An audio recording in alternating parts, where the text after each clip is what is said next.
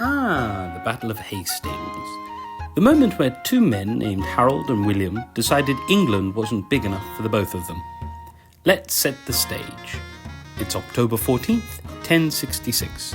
Harold Godwinson, the Anglo-Saxon King of England, is probably having a terrible morning.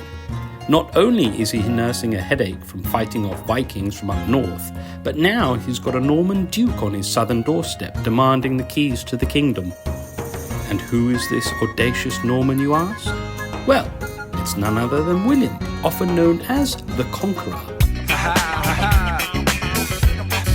But let's be real, it could have easily have been William the Optimist, given what he was trying to pull off. You see, William of Normandy believed he was owed the English crown. He claimed that Harold had actually promised it to him. Now, we can't say for certain whether Harold made that promise before or after a few rounds of mead, but he did swear an oath. Oaths were pretty serious back then, but so were crowns, and Harold was not about to hand his over. And so, on that fateful October morning, both sides lined up on the field near Hastings. On one side, you have Harold and his weary, battle-worn Anglo-Saxons. They're a good bunch, but after stomping out a Viking invasion just weeks prior, they're running on fumes. On the other side, there's William and his fresh-faced Normans, a mixed bag of mercenaries, archers and cavalry. They're all jazzed up and ready to make a name for themselves, probably because they were promised a slice of the English countryside if they won. Nothing like the promise of real estate to get a soldier motivated. Now, Harold's strategy was rather simple. Form a shield wall and hold the high ground. It's an age-old tactic, and to his credit, it was working pretty well, until the Normans decided it was time to spice things up. Seeing that the shield wall was tough to crack, William thought, what if we pretend to run away? Then they will chase us, we'll turn around and whack them. And believe it or not, it worked. Harold's men took the bait, probably thinking, look, they're running, we've got this. But they ran down the hill, broke ranks, and, you guessed it, got walloped.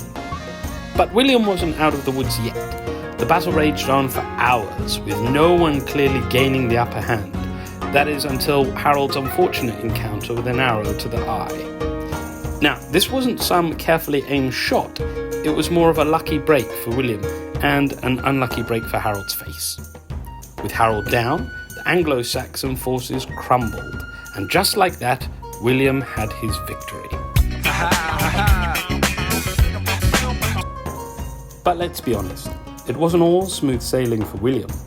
He was probably hoping for a grander, swifter victory, something he could put on his future job applications under Conqueror experience. Instead, he got hours of hard-fought battle, an English crown that needed some serious polishing, and a country full of people who weren't exactly thrilled to see him. So there you have it, the Battle of Hastings. Harold loses an eye, William gains a kingdom, and England gets a new boss. It's a classic tale of ambition, betrayal, and really questionable battlefield tactics. And as for Harold's famous last words? Well, we'll never know. But you can bet they weren't exactly polite. Wake up, wake up, wake up!